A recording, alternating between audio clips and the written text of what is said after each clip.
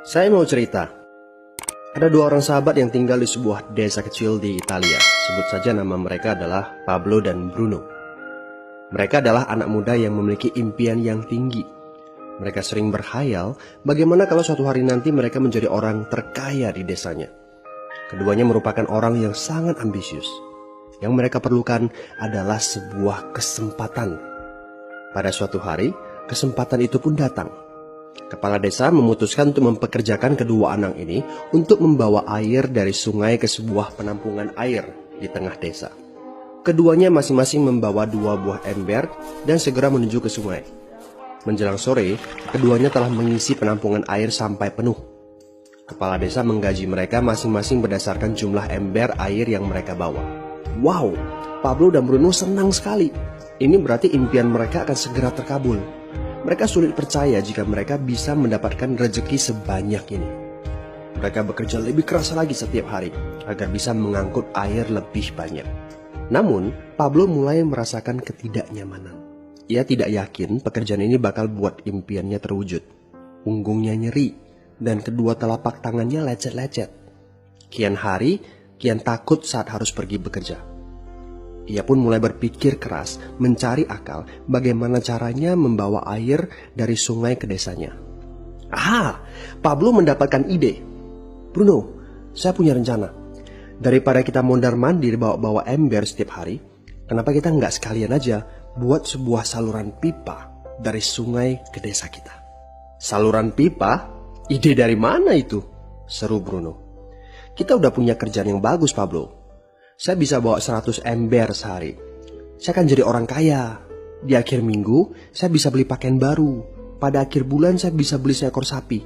Dan pada akhir tahun, saya bisa bangun sebuah gubuk baru. Nggak ada kerjaan sebagus ini di desa ini. Setiap minggu kita bisa liburan. Setiap akhir tahun, kita berhak cuti selama 2 minggu dengan gaji utuh. Kita akan punya hidup yang layak. Jadi buang jauh-jauh lah pikiran untuk bangun saluran pipa. Tapi Pablo tidak putus asa. Ia akhirnya memutuskan untuk bekerja paruh waktu. Ia tetap bekerja mengangkut ember-ember air. Separuh waktunya, serta di akhir pekan, dia luangkan waktu untuk bangun saluran pipanya. Hal itu tidak mudah. Penghasilannya otomatis menurun dan dibutuhkan waktu 1 hingga 2 tahun sebelum saluran pipanya bisa menghasilkan sesuatu yang berarti. Bruno dan orang-orang desa mulai mengejek Pablo. Dia menyebutnya Pablo si manusia saluran pipa. Bruno yang berpenghasilan hampir 2 kali lipat dari Pablo terus memamerkan barang-barang baru yang berhasil ia beli. Sapi, keledai, pakaian, sepatu baru, gubuk bertingkat 2. Bruno bisa makan mewah di kedai. Orang-orang di desa menyebutnya Tuan Bruno. Sementara Bruno berbaring santai di sore hari pada akhir pekan, Pablo terus saja menggali saluran pipanya. Pada bulan-bulan pertama, Pablo memang tidak bisa menunjukkan hasil dari usahanya. Pekerjaannya memang sangat berat, bahkan lebih berat daripada kerjaan Bruno. Karena Pablo juga harus bekerja pada malam hari. Demikian pula di akhir minggu. Tapi Pablo selalu mengingatkan pada diri sendiri bahwa impiannya dibangun berdasarkan pada perjuangan yang dilakukan hari ini. Dari hari ke hari, dia terus menggali, inci demi inci. Sedikit demi sedikit, lama-lama jadi bukit. Dari 1 inci kemudian menjadi 1 kaki. Kemudian jadi 10 kaki. Kemudian 20 kaki, 100 kaki, dan seterusnya. Bersakit-sakit dahulu, senang-senangnya kemudian. Demikian dia terus menyemangati dirinya sendiri. Sepulang kerja, tubuhnya lelah sekali. Fokus pada hasilnya. Kata-kata itu terus ia ulangi dalam hati setiap hari saat dia pergi tidur. Sementara dari bar di desa itu terdengar gelak tawa mengiringinya ke alam mimpi. Ayo, fokus pada hasil akhir. Hari berganti bulan. Saluran pipanya sudah setengah jadi. Saat beristirahat, Pablo melihat dari jauh sahabatnya Bruno yang terus saja mengangkut ember-ember. Bahu Bruno tampak semakin lama semakin membungkuk. Dia menyeringai kesakitan. Langkahnya semakin lamban akibat kerja keras setiap hari. Dia semakin jarang bersantai-santai di tempat tidur gantungnya. Dia lebih sering terlihat di bar, duduk dengan wajah letih dan murung. Saat pengunjung bar melihat Bruno, mereka saling berbisik. Hei, ini dia Bruno si manusia ember. Dia lebih suka duduk sendiri di sudut yang gelap ditemani botol-botol kosong di sekelilingnya. Akhirnya, Saat bahagia Pablo pun tiba. Saluran pipanya sudah rampung. Orang-orang desa berkumpul saat air mulai mengalir dari saluran pipanya menuju ke penampungan air di desa. Sekarang, desa ini sudah bisa mendapatkan pasokan air bersih secara tetap. Pablo tidak perlu lagi membawa ember. Artinya, airnya akan terus mengalir, baik dia sedang bekerja maupun tidak. Air itu mengalir saat dia makan, saat dia tidur. Air itu mengalir di akhir minggu ketika dia asyik bermain. Semakin banyak air yang mengalir ke desa itu, semakin banyak pula uang yang mengalir ke kantong Pablo.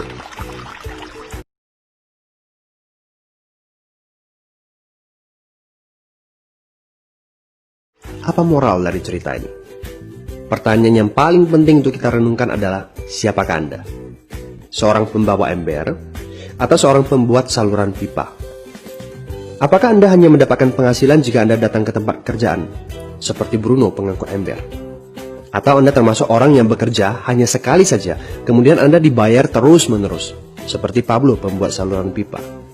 Jika Anda termasuk orang kebanyakan, itu berarti Anda bekerja dengan menggunakan pola pembawa ember. Anda membarterkan waktu untuk mendapatkan uang. Maksudnya, bekerja 1 jam dibayar per jam, bekerja 1 bulan dibayar per bulan, bekerja setahun dibayar per tahun. Masuk akal kan? Masalahnya, dengan sistem pembawa ember, masuknya uang akan berhenti saat kita berhenti bawa ember. Artinya pendapatan kita hanya sementara alias tidak langgeng. Kalau di suatu pagi Bruno bangun dan punggungnya terasa sakit, sehingga dia tidak bisa bangkit dari tempat tidurnya, berapa uang yang akan dia dapatkan hari itu? 0 besar. Fakta yang harus kita sadari adalah, kita tidak bisa bekerja selamanya karena faktor usia dan kesehatan. Jika kita tidak sanggup membarterkan waktu kita, maka kita tidak akan mendapatkan uang. Pablo jauh hari sudah menyadari keterbatasan ini. Karena itulah dia langsung berpikir untuk menciptakan suatu sistem yang memungkinkan dia untuk terus mendapatkan bayaran baik dengan cara barter waktu ataupun tidak. Pikirkan ini. Bagaimana dengan Anda? Anda mau apa kalau besok penghasilan Anda berhenti? Apa yang akan terjadi kalau Anda dipecat? Apa yang terjadi kalau kemudian Anda sakit atau cacat sehingga tidak bisa membawa ember lagi? Bagaimana seandainya perawatan kesehatan yang mendadak yang harus Anda jalani menghabiskan uang tabungan Anda? Apa yang terjadi bila uang tabungan Anda itu langsung menguap dalam semalam? Kalau penghasilan Anda berhenti besok, untuk berapa lama Anda bisa membayar hipotek Anda? Cicilan rumah, mobil Anda, ataupun untuk biaya sekolah anak-anak Anda? 1 tahun, 6 bulan, 3 bulan, atau 3 minggu? Jelas. Apakah Anda bekerja sebagai penyapu jalan, bekerja di kantor, punya jabatan tinggi, atau memiliki toko, seorang profesional di bidang tertentu, tetap saja Anda membarterkan antara satuan waktu dengan satuan uang. Apakah dengan cara demikian Anda akan aman?